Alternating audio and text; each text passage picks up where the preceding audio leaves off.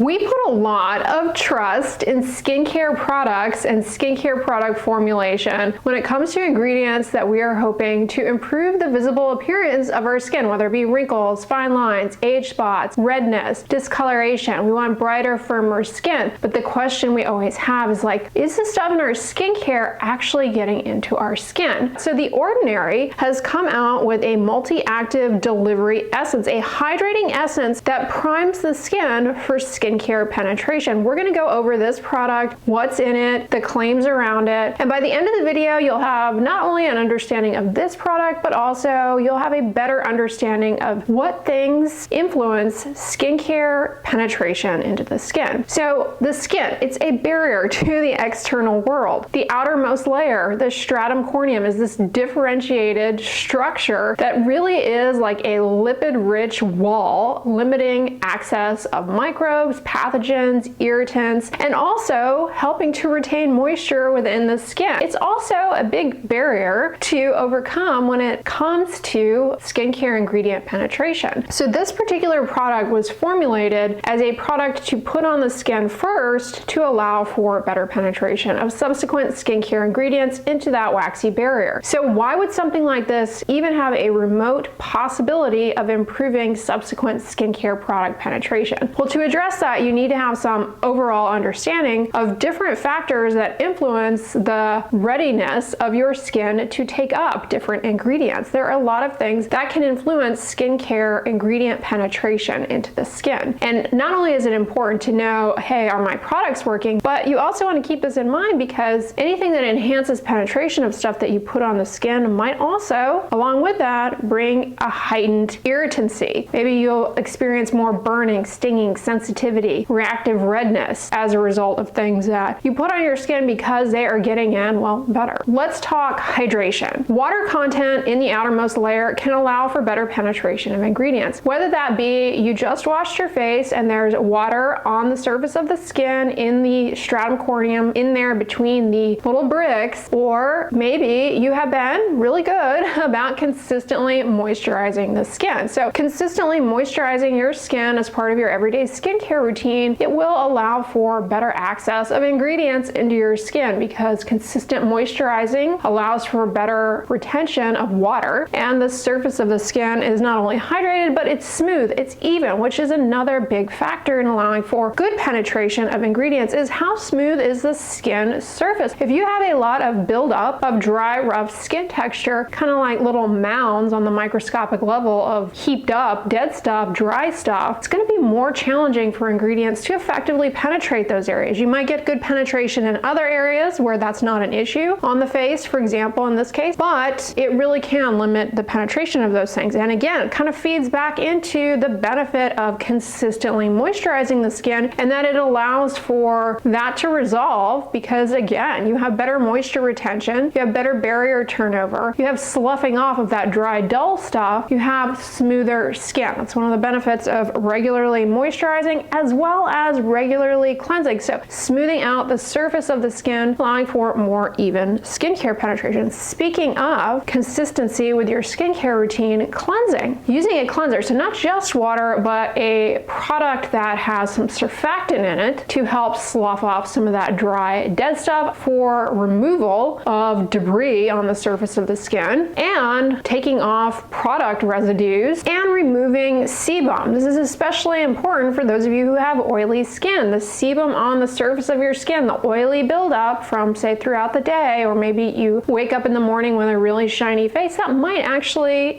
slow down penetration of certain ingredients. Along with that, certain moisturizing ingredients such as glycerin can allow for better penetration of other ingredients. They kind of help carry things into the skin. Long-term consistent use of a topical retinoid such as tretinoin, tazarotene, trifarotene, adapalene, or a cosmetic form of topical vitamin A like retinol, OL, or retinaldehyde also allows for more even, more consistent, likely better penetration of other ingredients in your skincare routine because using these ingredients helps the barrier turnover more efficiently. It compacts that outermost stratum corneum layer. It improves the integrity of the barrier, but it smooths out the surface of the skin. So things will get in a little bit more efficiently and evenly. That's That's a big thing. Even penetration into the skin is great. Also, what time of the day are you applying your skincare products? Skincare products and ingredients that you put on at night in your nighttime skincare routine likely get into the skin in a more efficient fashion, because at night we have this kind of gradient effect going on where we have an increase in water loss out of the skin, and as that happens, that evaporative water loss, well, things on the surface of the skin kind of follow along. Not only that, but another big factor with skincare ingredient penetration is actually blood flow. At night when we sleep, there is an increase in blood flow to the surface of the skin. For this reason, many topical medications we prescribe in dermatology we advise to apply at nighttime for better penetration. Something I do in my skincare routine that's not an actual product that I apply, it is low-level laser therapy. It has red and near-infrared wavelengths of light that penetrate the skin deeply to reduce inflammation, but a benefit of using it is it improves circulation to the surface of the skin for better delivery of growth factors and nutrients that help the skin. Because this device helps to improve circulation to the surface of the skin, it's going to allow for your skincare products to penetrate more efficiently. Certain ingredients,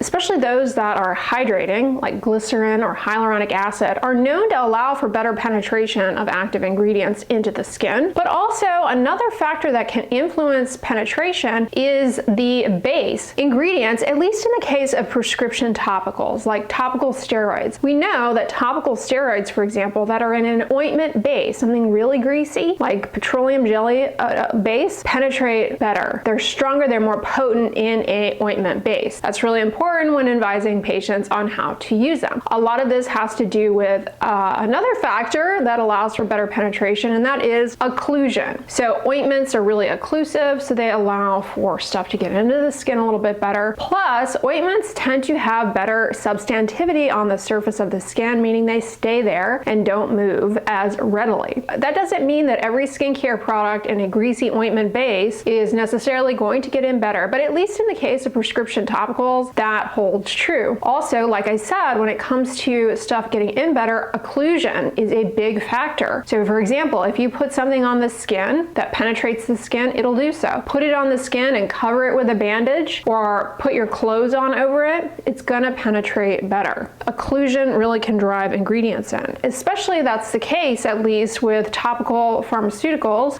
For example, we know that prescribing topical steroids, we had to be careful, with the location to choose a potency that's appropriate, because certain locations under occlusion will allow for better penetration of that drug into the skin and may come along with that with more side effects. So for example, under the arms is an area under occlusion, just the way, we don't walk around like this all day. In the groin area, under the skin folds, under the breast in women, you're going to get better penetration in those areas. Speaking of locations, the other factor is location. Body site where you are applying the ingredient, the product of interest. Some skin is more delicate, it's thinner, things penetrate more readily. Eyelid skin, neck skin, genital area, inner thigh area, underarm skin. These are all areas where ingredients penetrate more efficiently. But the skin on the bottoms of our feet has a super thick stratum corneum, outermost protective layer. Very challenging to get things to penetrate the bottoms of the feet. So all of that backstory about things that allow for our ingredients to penetrate, you're like, I came here for a product review. Okay, so this product claims to allow for enhanced penetration of ingredients into the skin, and The Ordinary looked at a study in vitro, meaning cells on a dish, using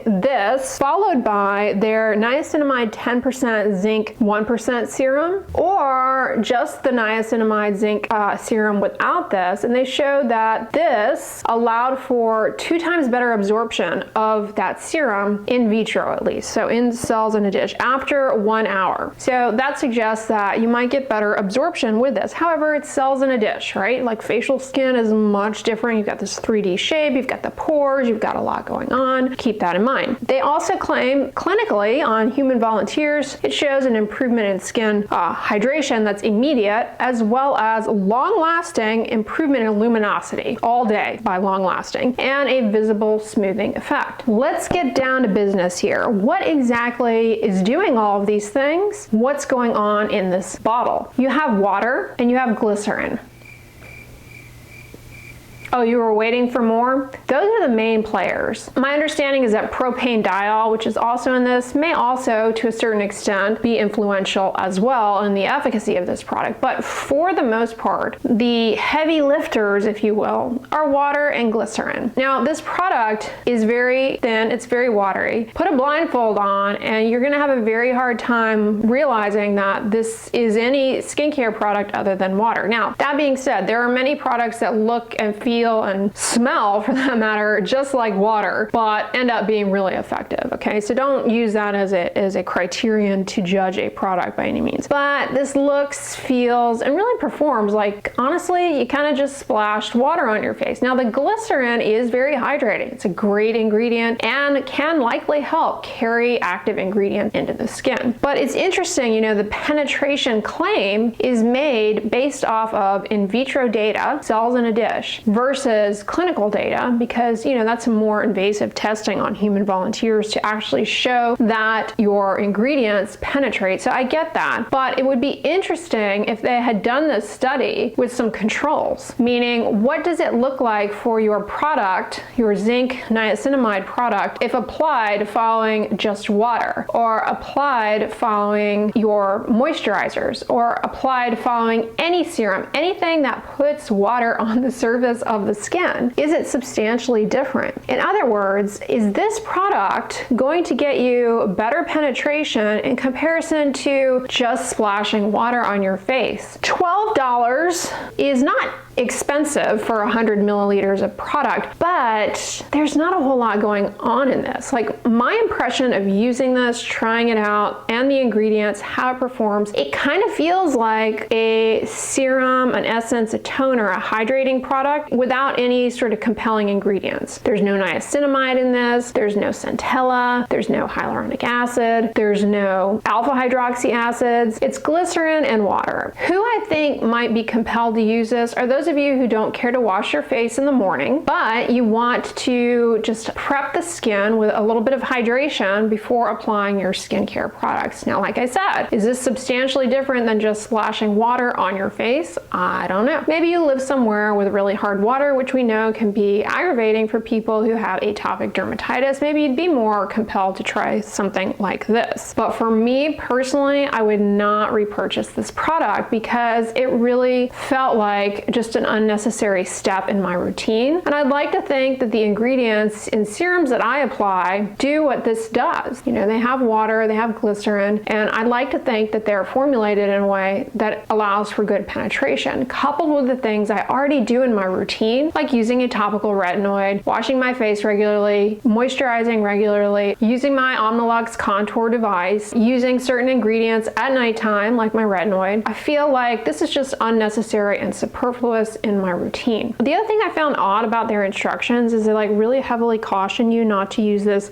near the eye contour area. I mean, obviously don't pour it in your eye, but like, do they really think a watery glycerin solution is like going to be completely hazardous around here?